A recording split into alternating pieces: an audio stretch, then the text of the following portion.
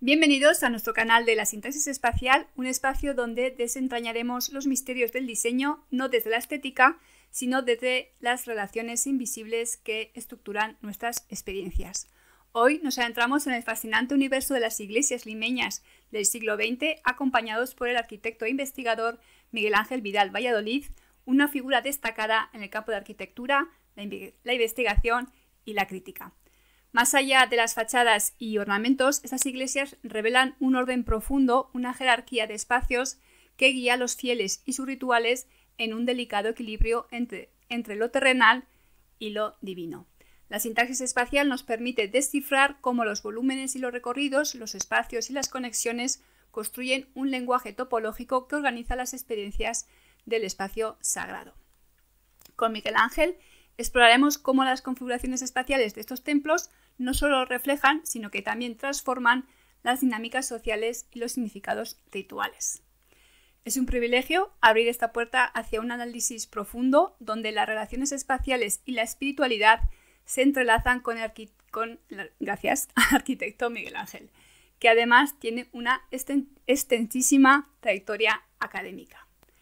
Entre sus logros más destacados destacan su papel como vicepresidente de la Red de Escuelas y Facultades de Arquitectura de Latinoamérica y su labor como líder del grupo de vivienda y hábitat sustentable, construcción segura y sostenible.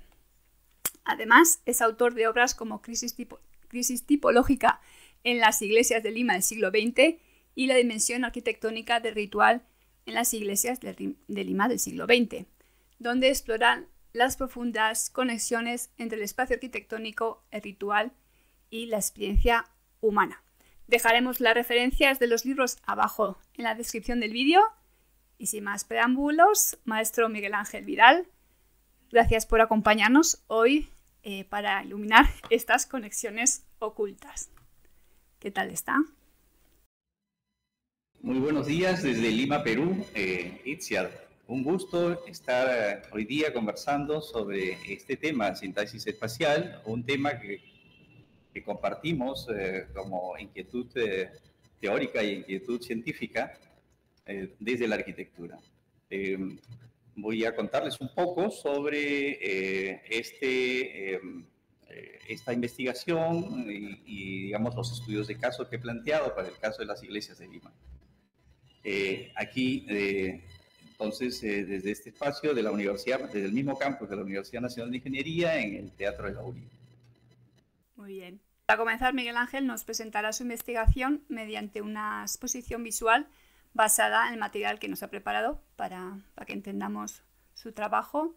Y mientras vaya explicando, pues igual iré intercalando alguna pregunta o un comentario que tenga curiosidad o que me parezca interesante. Así que, maestro Miguel Ángel, adelante, el micrófono es suyo. Voy a empezar explicando que esta investigación es una investigación que he realizado como parte de mi maestría. Es una investigación mucho más grande.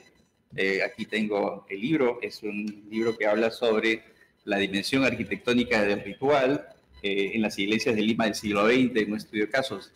En esta investigación, que es del año 2000,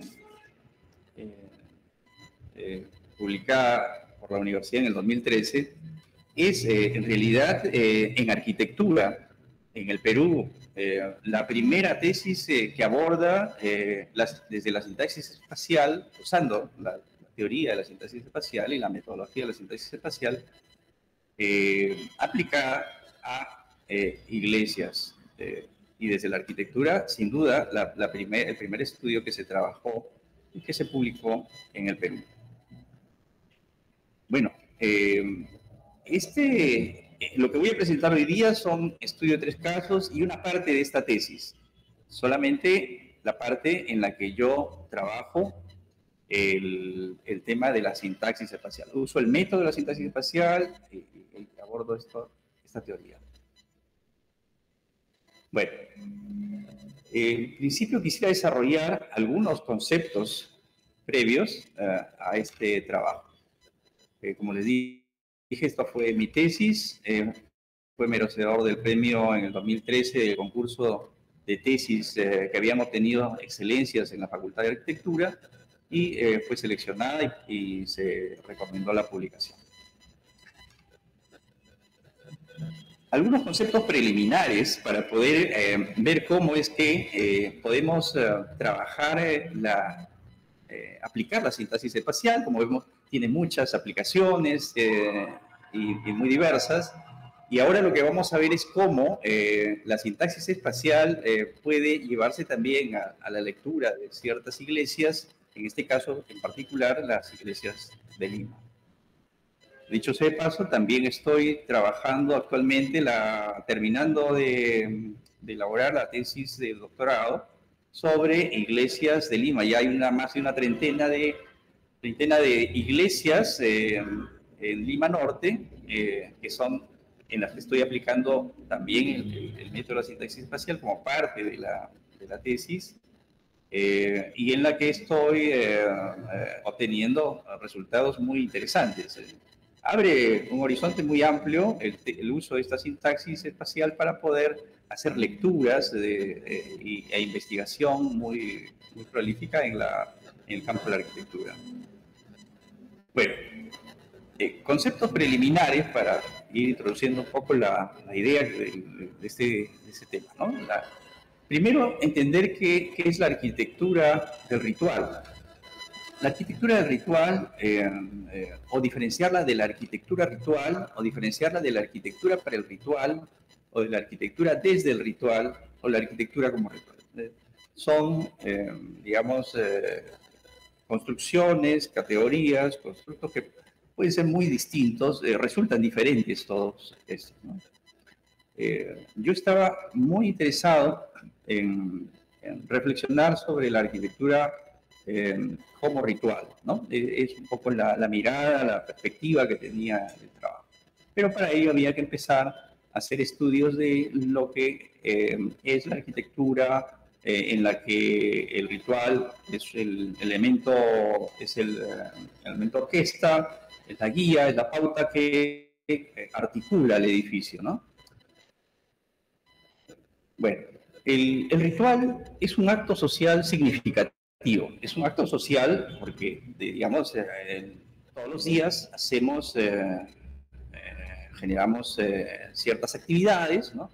Pero cuando hablamos de un acto social significativo, estamos hablando de actos que se van repitiendo cíclicamente, pero con un valor, con una importancia mayor, una relevancia.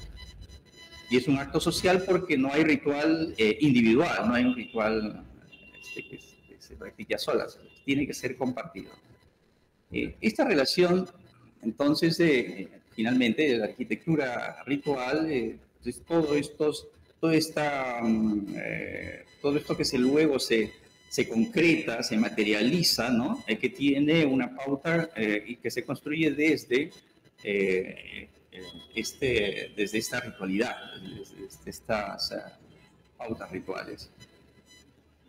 Otro concepto que quisiera mencionar es diferenciar entre, en el mundo católico, ¿no? Que es las iglesias de las que voy a hablar, cómo hay iglesias con I mayúscula y las iglesias con I minúscula, ¿no? La iglesia con I mayúscula, que es la institución eclesial, y las iglesias en plural con I minúscula, que son los edificios que se construyen y que expresan, que contienen rituales en el interior, ¿no? Una definición muy importante de esta iglesia como ícono espacial le pertenece al padre Severino de Aniche. El ritual de la misa también es importante, entre las definiciones preliminares, hablar un poco del ritual de la misa. La estructura de la misa tiene dos grandes rituales, ¿no? La liturgia de la palabra, ¿no? En la que se va a dar presidida por la Biblia, ¿no? Y la lectura de la palabra, que tiene una importancia central, y la liturgia de la Eucaristía, ¿no? En la que se consagra la hostia, el cuerpo de Cristo, y es compartida con la comunidad. Y los rituales sacramentales, que son los rituales que se dan dentro del edificio eclesial, además de la misa. Entonces, todos estos rituales que se generan al interior de la iglesia, el edificio lo recibe como un contenedor que debe expresar o debe facilitar o debe transmitir, comunicar estos rituales de manera perfecta. Es el objetivo del edificio. Bueno, ahora entonces hablar del espacio ritual de la misa, ¿no? Que es el ritual más importante que se genera, que se desarrolla en una iglesia. El templo, digamos, a diferencia de que es un término más profano, ¿no? Significa cortar, separar. Y entonces esta idea del templo viene de la idea de separar, cortar lo sagrado de lo profano.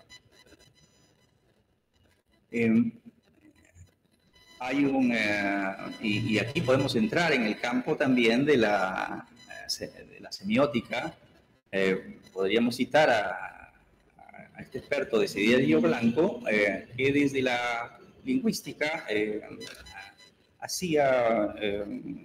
hacía unas entradas para reflexionar sobre esta idea de la misa y esta comparación con el teatro. Y entonces hablaba de la misa como un acto teatral, con intensidades y tonicidades durante la misa. Quiere decir que la misa no es un hecho, no es un acto homogéneo, ¿no? Tiene intensidades en el sentido que una manera es cuando empieza la misa y todos se ponen de pie, o cuando es distinta la intensidad cuando el padre eleva la hostia y todos, digamos, presentan el respeto, reclinándose también, presentando esta importancia de la liturgia de la consagración, y también momentos en el que la gente se abraza, se da el abrazo de la paz, o momentos en los que se termina y se concluye con, digamos, la bendición de todos. Entonces, hay como lo compara Desiderio Blanco como una secuencia de un acto de teatro dividido en varios actos con distintas intensidades y tonacidades. La estructura y arquitectura, que es otro concepto que también hay que definir antes, porque esto de la sintaxis espacial tiene que ver con las teorías de la arquitectura que están conectadas y que tienen origen en esta mirada estructuralista, ¿no? Que tiene entradas desde la filosofía, desde la antropología y desde la lingüística. Entonces, esta idea de estructurar la arquitectura es lo que va a sostener esta idea de que hay una sintaxis espacial en la arquitectura. Entonces, no es una estructura física, sino una estructura interna de la que estamos hablando. Estamos hablando de una estructura que se puede dibujar, que se puede diagramar. Y voy a mostrar luego estos diagramas y explicar un poquito eso rápidamente. Pero son diagramas de patrones de relación que establecen y organizan visualmente, de manera gráfica, cómo los espacios se van relacionando.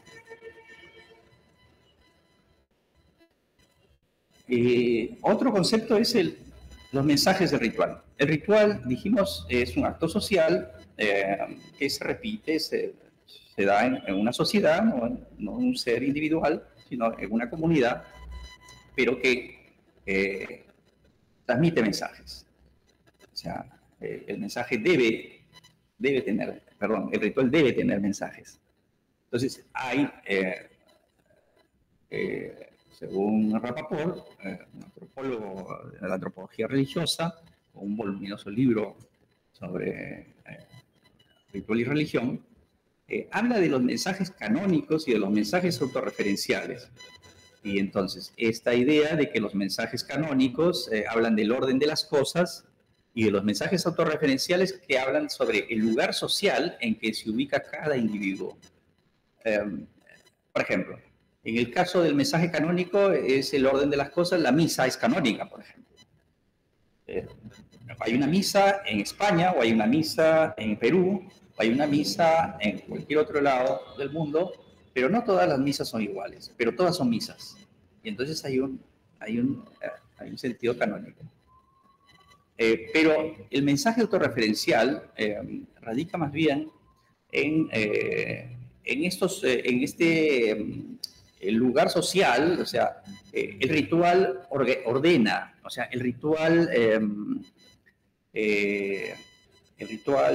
está vinculado con este sentido de relacionar, de organizar, de ordenar, de decidir, de colocar en cierto nivel a los que participan del ritual. Entonces hay quienes aparecen en niveles más jerárquicos o menos jerárquicos.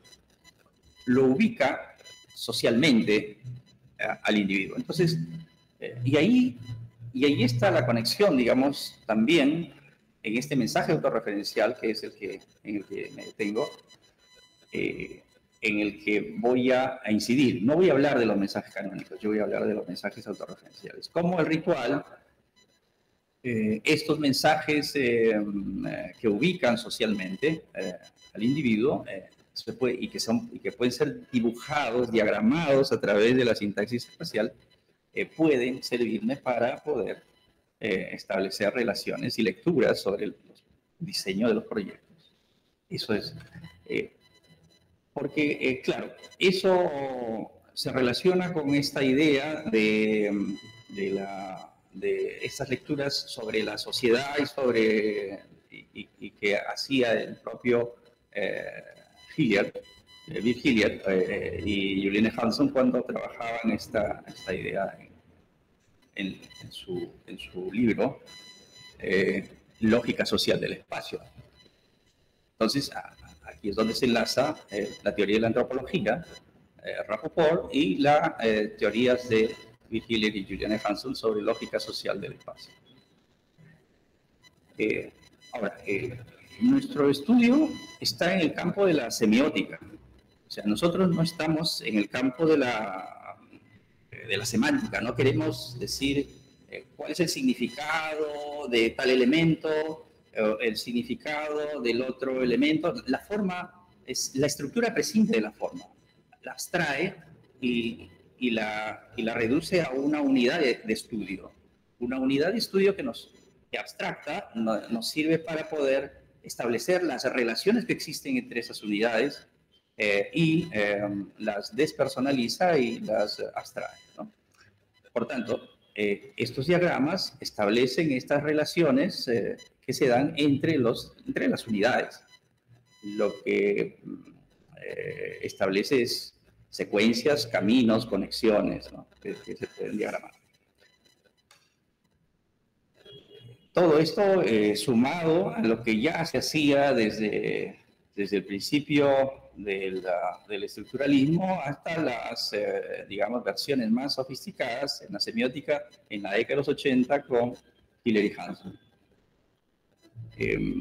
Bueno, eso es importante. Ahora, un concepto también en la Iglesia que hay que entender antes de poder comprender la propuesta es esto del Concilio Vaticano II. ¿Qué es el Concilio Vaticano II y qué sentido tiene en el diseño de las iglesias? Bueno, el Concilio Vaticano es una reunión digamos, del alto nivel en la esfera eclesial, que se dio entre 1959 y 1965. Sucedieron el Papa Juan Pablo XXIII y el Papa Pablo VI en una idea de poder actualizar a la Iglesia, ¿no? Poder ponerla al día, ¿no? ¿Esto para qué? Esto era importante porque se necesitaba estar reflexionar sobre lo que era el mundo contemporáneo y cómo podíamos nosotros insertarnos en ese, cómo se podría insertar la iglesia en ese nuevo momento antes que quede rezagada. Bueno, salieron muchas reflexiones importantes, pero lo que nos interesa en este estudio en particular es cómo el concilio digamos, demanda la participación de toda la comunidad. ¿Qué es lo que significa? Es la desjerarquización y ya no, que no se vea tan vertical, tan jerárquica, ¿no? Entre la relación entre la comunidad. ¿Y quiénes forman la comunidad dentro de la iglesia y de la misa? Es el sacerdote y los fieles. Entonces, esta relación se empieza a cortar, se empieza a ser más próxima y es un aspecto importante que sale del concilio, ¿no? Vivir en comunidad. Porque la participación en la comunidad implica muchos cambios en el tema formal, pero también en el tema estructural del desarrollo de la vida en comunidad. Recordemos que la misa de espaldas que se daba antiguamente era el padre daba la espalda a los fieles y daba frente y daba cara al altar, ¿no? Parte de las reformas hacen que el altar pasa a ser una mesa delante, se desprende del altar y la celebración es de cara al pueblo.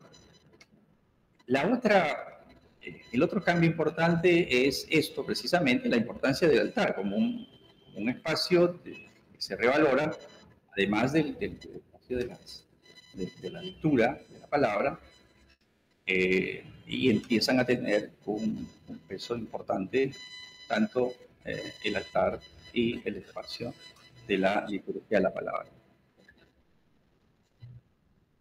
Bueno, entonces dentro de nuestro trabajo, ya lo expliqué, voy a hablar sobre los mensajes autorreferenciales del ritual, no sobre los mensajes canónicos, sobre los mensajes autorreferenciales dentro de la arquitectura ritual, que sería la que emite mensajes. Voy a ocuparme de mensajes autorreferenciales y donde el receptor es el individuo y la sociedad son los fieles. Entonces, ¿qué mensajes autorreferenciales vamos a leer en una iglesia? Lo que vamos a ver son la jerarquía entre los participantes y la exclusividad de desplazamientos. O sea, vamos a encontrar que esa jerarquía entre los participantes que las iglesias preconciliares tenían, ya no tienen después del Concilio Vaticano II. ¿No? La exclusividad de desplazamientos, si es que hay, pues, una mayor facilidad para que los fieles se desplacen más libremente.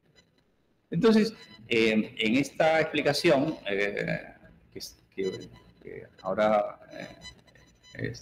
ingreso a explicar, luego de haber dado estas definiciones, es sobre la estructura espacial. Hemos hablado de sintaxis espacial, pero es sinónimo de estructura espacial y es sinónimo de secuencia espacial. Y entonces son sinónimos conceptuales, y lo que nos habla es de cómo están configuradas estas unidades de espacios que se trabajan y que luego se representan con letras o números, y que luego estas se van conectando en unas redes unas a otras y se establece una gráfica, ¿no? Una gráfica de todas estas relaciones. Por ejemplo, si tuviéramos en este caso a la izquierda un ambiente A, B, C, y tenemos una secuencia para poder pasar del exterior a luego a B y luego a C. No puedo saltarme a C porque tengo que pasar por A y por B, entonces esto es un sistema muy jerárquico, muy asimétrico, a diferencia de la derecha, que yo puedo entrar desde cualquier punto de afuera, desde el exterior, hacia A, B o C. Entonces hay esa relación más abierta, hoy día diríamos democrática, hoy día diríamos más permeable, para hacerlo en términos arquitectónicos, o muy accesibles, o muy... Entonces, todo esto no queda en la esfera de lo religioso, es parte, suena muy común dentro de del lenguaje de los discursos arquitectónicos de hoy día en la academia. Bueno, entonces, esto de la asimetría, ¿no?, que estábamos diciendo aquí, que cuanto es más asimétrico, es más jerárquico, menos, y más asimétrico, menos jerárquico, tiene pues unas ecuaciones y unas fórmulas que hablan de esto y que se pueden calcular. Y esto es otra bondad de la sintaxis espacial. Es un aporte también desde la sintaxis espacial en la arquitectura porque nos brinda datos numéricos, nos brinda una data numérica y podemos cuantificar estas relaciones que hay dentro de las unidades espaciales. Y es algo que dentro de la crítica arquitectónica y la teoría arquitectónica uno decía, es más jerárquica, es menos jerárquica, está desjerarquizada, pero ¿cómo saberlo? Simplemente porque me parece que es así. Pero ¿cómo puedo demostrar que es más jerárquica o menos jerárquica? O sea, es que puedo usar este método para poder establecer numéricamente, cuantitativamente, estas relaciones. La asimetría relativa tiene fórmulas, aquí están como 2 veces el promedio, o la profundidad media, -1, todo esto dividido entre el número de unidades espaciales menos 2. Es una fórmula que en los programas, ya en los software con los que se trabajan, están, digamos, administrados. Uno puede trabajar estructuras muy pequeñas, no son complicadas, puedes dibujar, pero los softwares se hacen necesarios cuando ya tiene que trabajarse un número de unidades y unas complejidades más elaboradas. Bueno, entonces la estructura espacial tiene pues jerarquía, ¿no? Y puedo yo tener ese elemento que va a ser el objeto de estudio. Quiero saber si se ha desjerarquizado la iglesia y por tanto voy a ver si la profundidad, si son edificios, son unidades más profundas las que voy a observar o si hay más asimetría relativa. Entonces, esto es lo que me lleva a mí al estudio de los casos y voy a trabajar 3 casos. 3 iglesias, una antes del concilio, durante el concilio y después del concilio. Todo el siglo XX, antes yo había hecho un libro sobre el estudio de todas las iglesias de Lima, bueno, al menos de una muestra muy completa, casi completa, tenía, y de ellos saco edificios representativos de antes del concilio, durante el concilio y después del concilio, para establecer la comparación de los valores y notar esa diferencia. Entonces estaría demostrando que la sintaxis espacial me sirve para poder medir cuánto se ha desjerarquizado a través del concilio. Entonces tenemos, por ejemplo, Nuestra Señora de Desamparados, que tiene todavía una estructura de nave central y 2 naves laterales con un altar al frente, pero por afuera ya el concreto que se podía construir y que hacía esto, digamos, permitía la construcción del concreto armado entre los 40 y el 45, este edificio de Carlos Morales Maquiavelo, que se construye en el 40, es una expresión en la que cambia la forma, pero a nivel de estructura se mantiene. Ahí vemos el altar, tiene todavía un altar interior, tiene naves laterales, pero ya construido en concreto, ¿no? Esto queda en el distrito de Breña y es un edificio que tiene un coro, inclusive un coro alto, ¿no? Esto llevado a un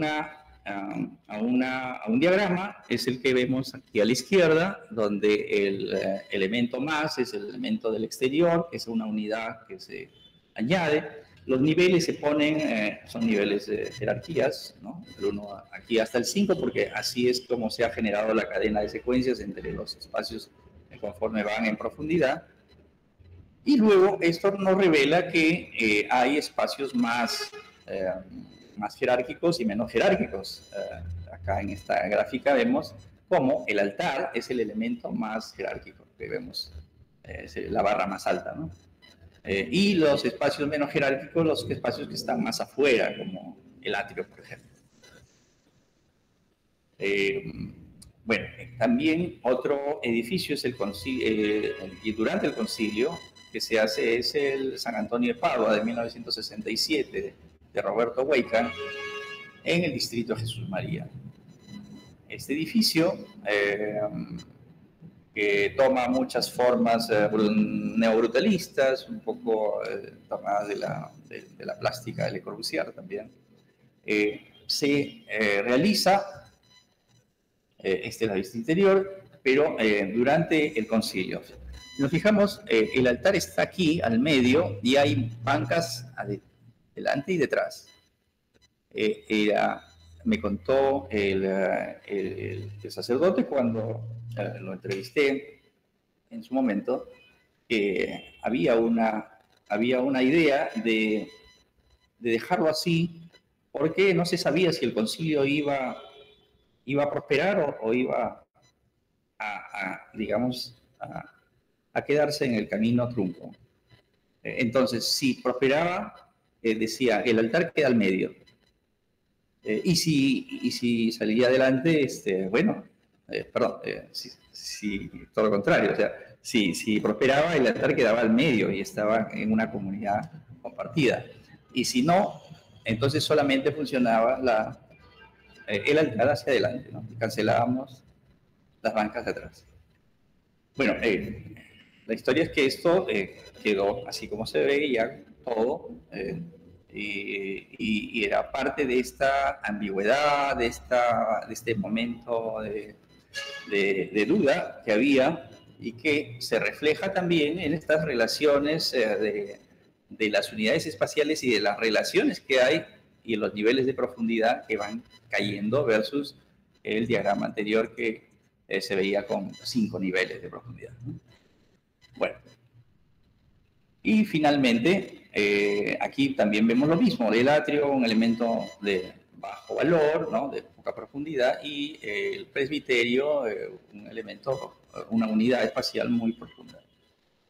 El último edificio que seleccioné es el posconciliar, después del concilio, como ya la iglesia de Santa Cruz, de Fernando Sánchez Griñán, que es un arquitecto de la época de la agrupación Espacio, que eran muy radicales para ya poder expresar la arquitectura moderna en el Perú. Trabajó una cáscara de concreto y trabajó una planta circular. Esto en San Martín de Porres, en el año 68-69. Esta es la planta, tiene 3 ingresos para el público, tiene un ingreso por atrás para el sacerdote y se va generando toda esta secuencia. Este es el diagrama, fíjense, solo 2 niveles de profundidad y una relación de pocos espacios, de pocas unidades espaciales, cómo estas van generándose. Aquí se ve que el atrio tiene una profundidad más baja, el altar tiene la más alta, pero también la relación entre ellas no es mucho. Bueno, aquí lleva números, entonces tenemos los valores que se han obtenido. En la comparación vemos cómo las profundidades están más marcadas en los que son preconciliares y menor valor en los postconciliares. La jerarquía disminuye. Muy bien, acá podemos ver finalmente en la gráfica cómo estas barras son más pequeñas, cómo estas sumatorias de profundidades se van generando, cómo la profundidad media también va disminuyendo y cómo la simetría relativa va también siendo comparada de manera gráfica. Aquí la comparación gráfica entre las 3, ¿no? Que nos va a generar ya la relación entre estas estructuras cada vez más complejas a unas menos complejas. Aquí gráficamente las profundidades, ya para cerrar esta presentación. Bueno, entonces, como conclusión es que estamos presentando un trabajo en el que, usando la herramienta de la sintaxis espacial, nos sirve para poder hacer mediciones y corroborar cómo se ha alterado la jerarquía al interior del diseño de las iglesias, desde el preconciliares, durante el concilio y postconciliares, y lo cual se corroboran en los cálculos y en las gráficas y en los valores numéricos presentados. Con esto estaríamos terminando la presentación de este PPT y podemos conversar, Itziar. Sí, a mí me gustaría saber en concreto por qué decidió elegir este tema de las iglesias, la sintaxis espacial, o qué le llevó a elegir tanto las iglesias como la sintaxis espacial y unirlas. ¿Cómo fue ese recorrido?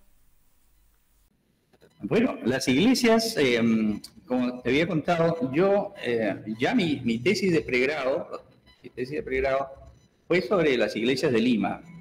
No usé la sintaxis espacial en ese momento, era un estudio de todas las iglesias de Lima para ver qué características tenían y luego encontrar que justamente hubo un cambio que yo le llamé crisis, que coincidía con el Vaticano II, ¿no?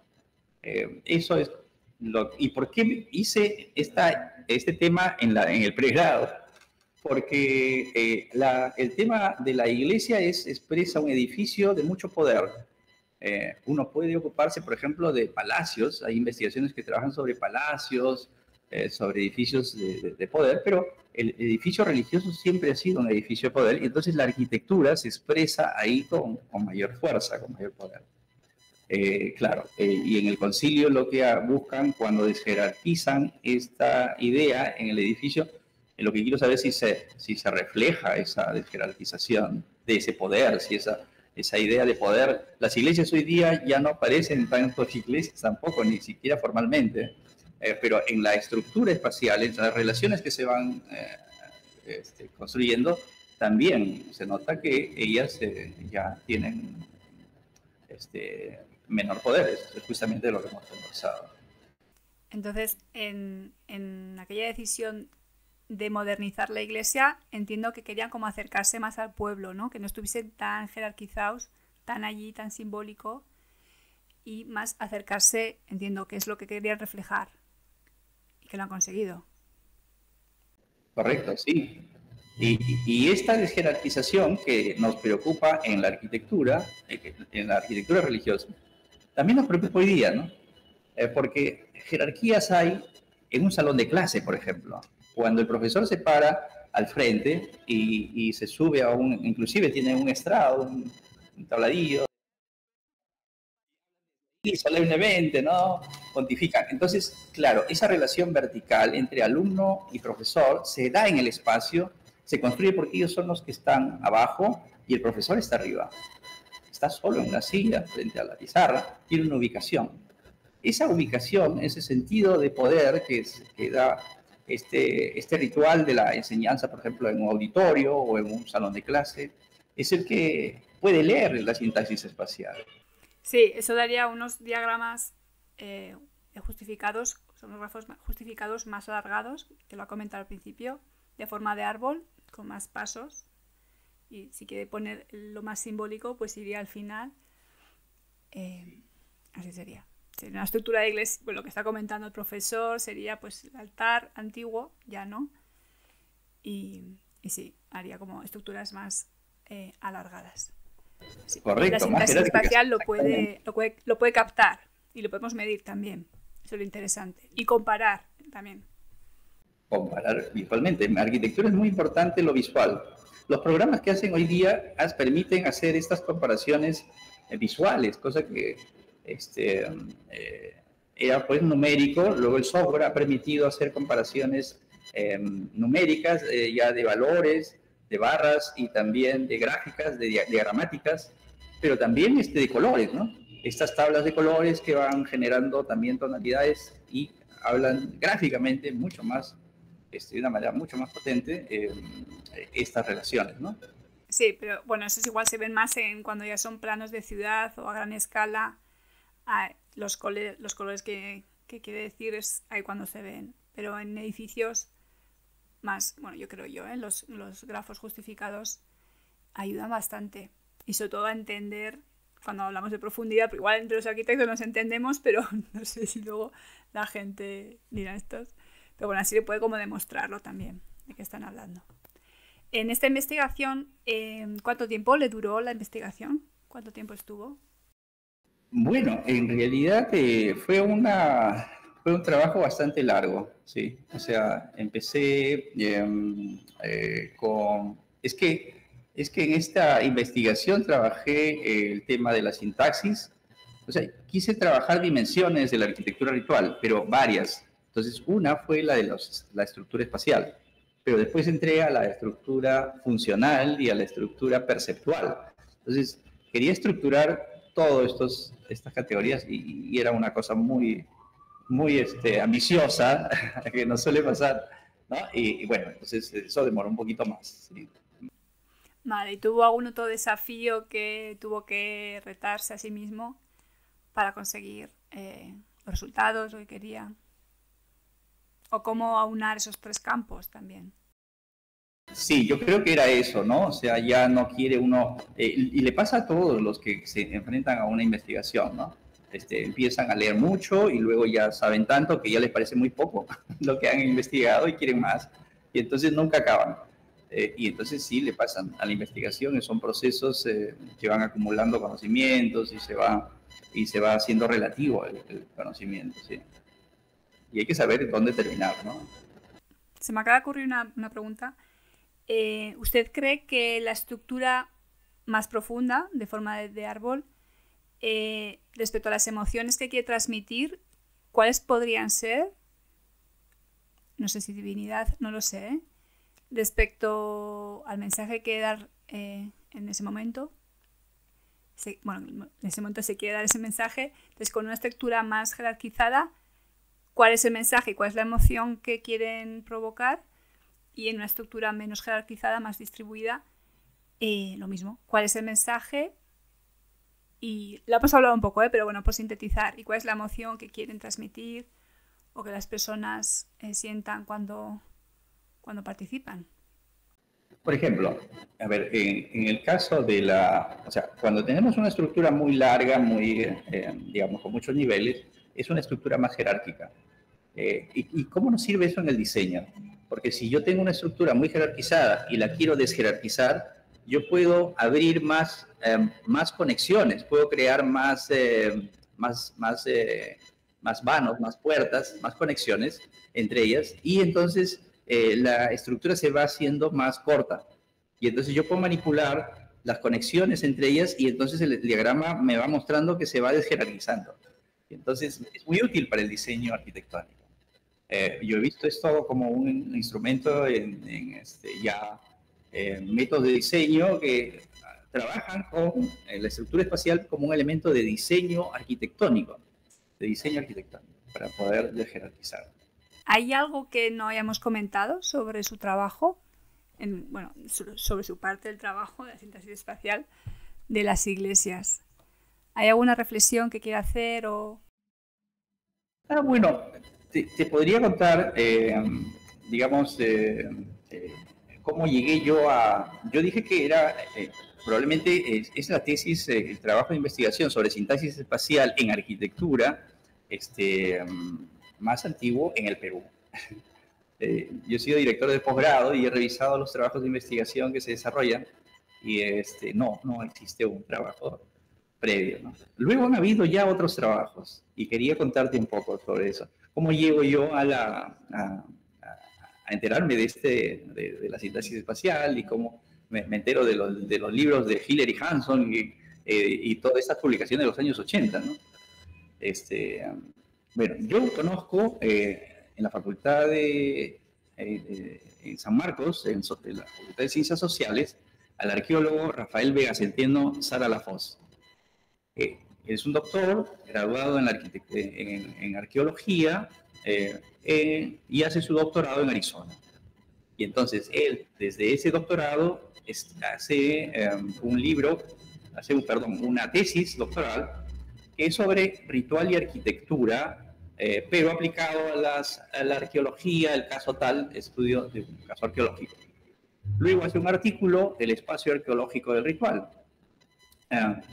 Muy bien, entonces yo logro encontrarme con él, conversamos, me presta su trabajo, me prestas el libro de Hillary Hanson, y ahí es cuando nos encontramos con... Es que yo tuve casi una historia paralela, ¿eh? Yo también gracias a los arqueólogos. O sea, ellos claro, como se encuentran con ruinas, necesitan entender esas jerarquías y se meten mucho en el mundo simbólico de los antepasados y tal. Y ellos adoptaron mucho antes, yo recuerdo los textos que leía, mucho antes la sintaxis espacial. Lo adoptaron mucho antes que los arquitectos. A mí me pasó lo mismo. Yo estaba leyendo una tesis que no tenía nada que ver con la sintaxis espacial y no entendía. Decía, aquí hablaban además en aquella época de, ¿cómo le llamaban? Trabajos gamma o diagrama gamma, no sé qué. Y decía, ¿qué es esto? ¿Qué es esto?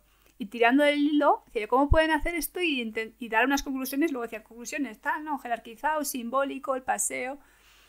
Y ya, ¿cómo lo hace? Y resulta que era la sintaxis espacial, los space syntax. Y claro, todo el mundo llegamos al libro, que lo tengo por ahí. Y a partir de ya se te descubre un mundo, porque dices, ¿pero por qué no se estudia esto en las facultades de arquitectura, en las escuelas? Así que hemos tenido bastante paralelo. Los arqueólogos, a mí me pasó lo mismo. Gracias al trabajo de los arqueólogos. Muy curioso. Bueno, entiendo que será que lo adoptaron antes, ellos. Le hicieron mucho antes caso. Sí, eso es verdad. Eso, por ejemplo, por lo menos en Perú pasó. Pero también te cuento que estos temas también se han visto en algunas universidades, por lo menos las que yo conozco y que, digamos, he tenido un contacto directo con los autores, ¿no? Pablo López Garnica, por ejemplo, en la Universidad Nacional de Colombia, él trabaja con software, ¿no?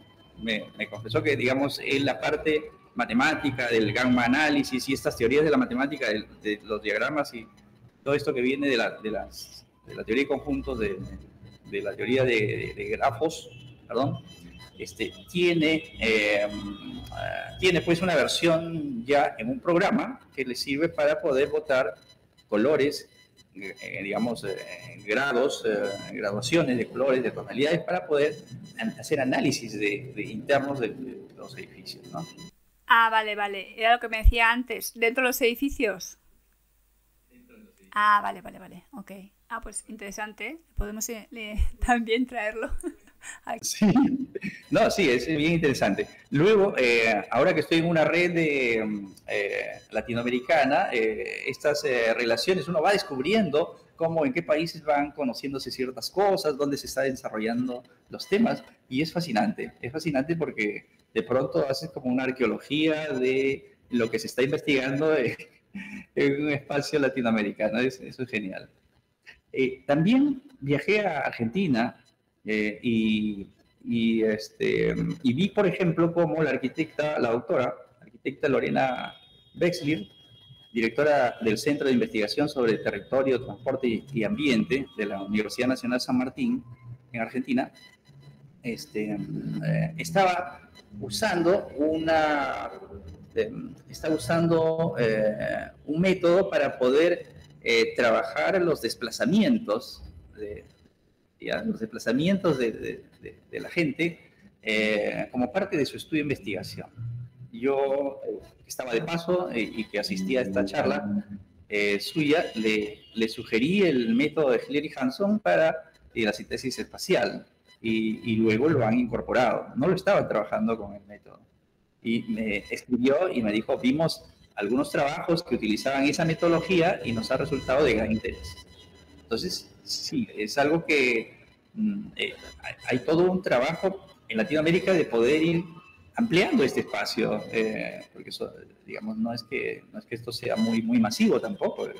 Bueno, pero ya va, ¿eh? Yo cuando empecé con el blog, pero bueno, con este canal su objetivo es esto, en el mundo anglosajón ya están ahí y aprendemos mucho de ellos, está muy bien, pero en el mundo hispano o latinoamericano o latino, en habla española, no se hablaba mucho, así que genial, este canal, están todos invitados, así que ya iremos trayendo a gente para que hable de la sintaxis espacial y bueno, que se vaya divulgando poquito a poco y quien lo vea útil, oye, encantados de que se estudie y se mire también desde este punto de vista, que tiene muchas ventajas. Quería preguntarle ya cositas personales. Sí, claro. Usted tiene, bueno, una biografía que era como, madre mía, si cuento todo esto ya se nos va el podcast. Pero, ¿cómo empezó? Más que en el mundo académico, entiendo, o sea, en su juventud, así, ¿qué le interesó de estudiar arquitectura? Cuénteme un poquito dónde nació, cómo era su familia, por qué se interesó por la arquitectura, un poquito de ese recorrido que siempre es como muy interesante. Sí, en realidad yo hay una relación por la arquitectura que llega un poco a partir de la vocación. No he tenido familiares arquitectos, pero sin embargo mi abuelo, que vivía en un pueblo en el centro del Perú, construyó una iglesia, la iglesia de su pueblo. Y entonces esa iglesia era pues motivadora, pues una cosa en piedra. Era muy interesante. Entonces había un poco esas cosas y las inquietudes también por el tema de la espiritualidad y ver un poco este tema de la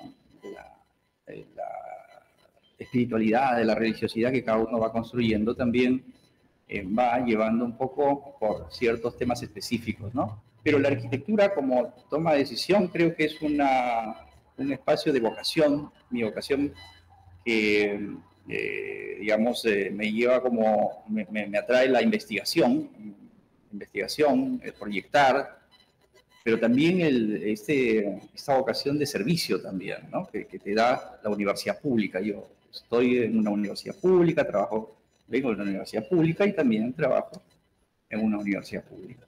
Ese sentido de trascender, de ir, de discutir ideas, de plantear ideas, de interactuar con las demás personas y con este pensamiento crítico que se va discutiendo. Eso me parece importante para poder hacer arquitectura. Vale, usted ya tenía claro, antes de empezar la universidad, usted ya tenía esa vocación de arquitecto. Sí, o sea, siempre. No tocayo sabía lo que quería y fue a por ello. Muy bien. Y luego ya siguió, hizo, bueno, la carrera. Claro, luego hay un problema de idioma a veces, porque carrera le llamáis ya a los estudios formales de arquitecto, y luego usted siguió estudiando y siguió con una carrera ya más académica. Entiendo. Bueno, en mi caso, yo empecé estudiando ingeniería, ¿no? Y luego vale. Esto es lo que quiero saber. Sí, y es por eso que los números y los valores y la cosa cuantitativa me encantan, ¿no? Pero luego yo estaba muy inclinado más bien por el arte. Me dediqué a dibujar, a escribir también, a tocar el violín. O sea, me llamaban otras cosas y tenía otros intereses y los hacía, ¿no? Hasta que logré, digamos, contener todas estas inquietudes en mi estudio en arquitectura. Y ahí es donde continué mis estudios en la uni, en arquitectura. Logré hacer una carrera muy satisfactoria, ¿no? Y bueno, eso ha sido el recorrido de encontrar una vocación, ¿no? Sí. Que nunca se cansa.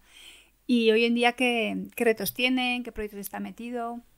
Cuéntenos un poquito. Bueno, ahora estoy con algunos encargos, ¿no? Dentro de la vida universitaria también participo dentro de la asamblea universitaria, soy un docente investigador, que es una categoría de docentes que tienen un reconocimiento de la institución del Centro de Investigación RENACID, que nos dedicamos a investigar, tenemos que tener productos anuales, entregar trabajos, y bueno, tengo también en mente hacer algunas nuevas publicaciones, sobre todo esta que hablaría de la sintaxis espacial de más de 30 iglesias que voy a analizar como parte de esta tesis doctoral, que también está dentro de mis perspectivas, y el poder también hacer algunos trabajos y eventos que se muevan desde la vicepresidencia en la que estoy ahora en esta red latinoamericana, ¿no? Sí, eso. Y creo que no hay que tener muchas tareas, porque creo que ya nos desbordan. Sí. Ya. Es complicado el tema de gestionar todo.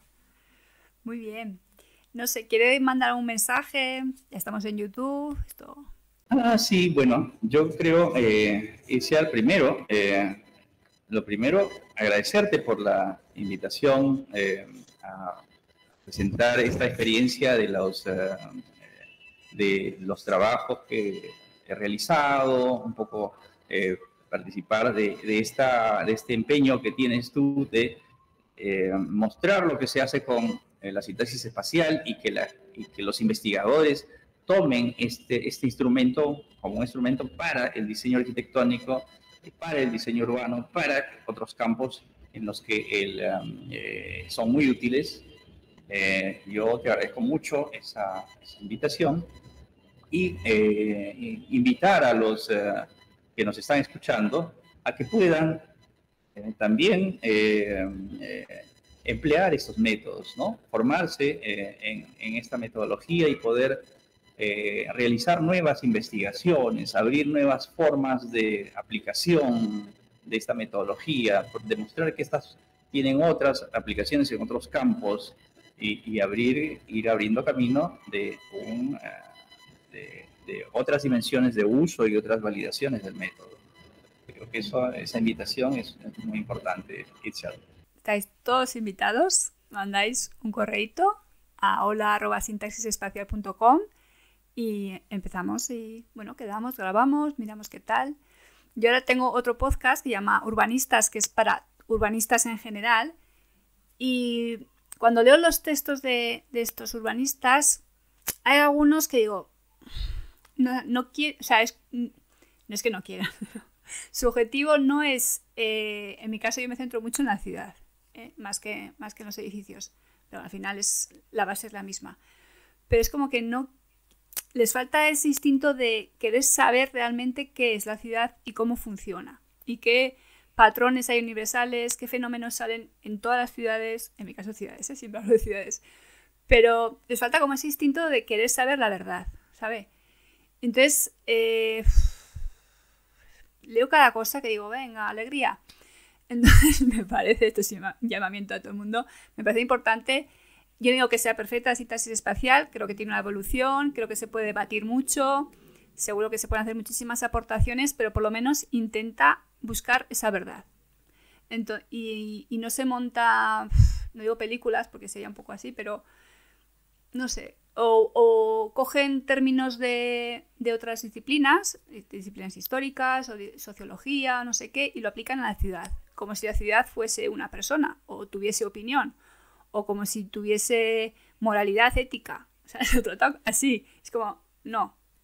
Desde el punto de vista de sintaxis espacial, pues va a ser una red, va a haber estos grafos topológicos, y luego el lenguaje no ayuda mucho a... Por eso Virgilier hablaba de lenguaje, no lenguaje. O sea, que sean gráficos, que sean matemáticas, porque si no ya le estamos metiendo nuestro pensamiento. Entonces, ya quedan ahí, no sé, como que no sé si van a encontrar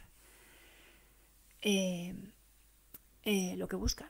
Si es que buscan conocer realmente qué es la ciudad y cómo se mueve, y depende cómo esté estructurada, pues te va para un lado o te va para otro.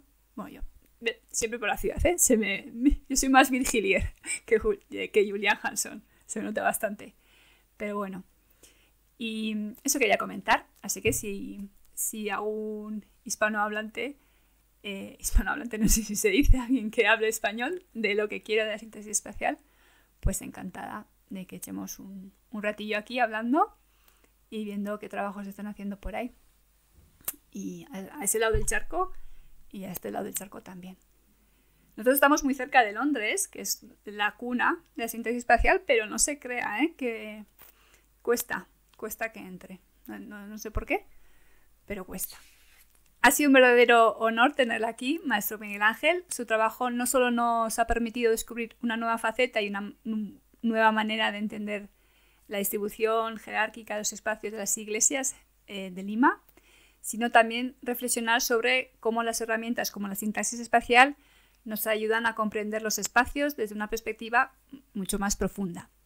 Estoy segura de que quienes nos escuchen hoy se llevan tanta inspiración como conocimiento de su exposición que nos ha hecho sobre la tesis que hizo sobre las iglesias de Lima del siglo XX. Gracias por compartir su tiempo, su pasión y sus ideas con nosotros. Y no sé si quiere decir algo más antes de irnos, porque ya estamos a puntito de terminar. Sí, bueno, reiterarte el agradecimiento por la invitación. Creo que es una oportunidad muy importante de poder compartir en este espacio y hablar de una teoría y de un método para poder trabajar como es la sintaxis espacial, y por el que estás haciendo un trabajo bastante importante, Itziar, a nivel de difusión y de trabajo, como bien dices, porque hay toda una difusión desde el habla inglesa y hay otra difusión en el habla español que estás trabajando. Yo te felicito por eso, Alicia, me parece importante. Como te he comentado, en el caso de Latinoamérica no hay mucha investigación y se está avanzando un poco y estamos trabajando en ese camino. Bueno, pero yo veo más vídeos en YouTube, hablando de sintaxis espacial en español. En inglés estaban ahí, pero en español es que somos muchísimos. Tiene que haber más material. Tiene que haber más vídeos, más investigación, más trabajos. Pero bueno, poco a poco. Pues muy bien, pues muchas gracias por estar aquí y bueno, seguiremos trabajando. No sé, ya se nos ocurrirán cositas para hacer o bueno, más adelante otro vídeo o lo que sea. Y a ustedes que están al otro lado de la pantalla, gracias por acompañarnos y gracias por estar aquí en el canal de la sintaxis espacial. No olviden suscribirse, compartir este vídeo y dejarnos abajo sus comentarios sobre lo que quieran. Pueden estar de acuerdo, pueden no estar de acuerdo. Todo está bien, con respeto, pero todo ok. Así que muchas gracias y nos vemos en el próximo vídeo.